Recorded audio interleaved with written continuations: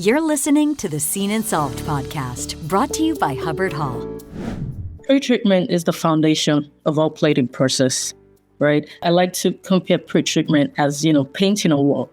You wouldn't want to paint a wall, on a wall that is, has grease, mud, dirt. You want to do your prep, you want to, pulp, scrape, apply your coats, base, and everything before you actually, put the fine coat on it. So same way I see pretreatment, comparing to painting a wall. Especially in plating, you want to make sure that, you have a clean base metal. You want to make sure that your parts are free of oil, smudge.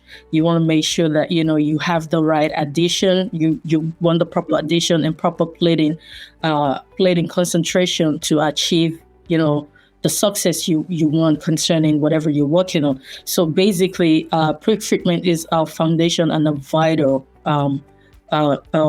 fundamental foundation of plating. So without pretreatment, you're basically setting yourself up for a plating failure. In other words, so you might have the best chemistry, but if you don't have the proper and the adequate pretreatment, you're as well as starting off with no good. The Seen and Solved podcast is brought to you by Hubbard-Hall. Better results, less chemistry.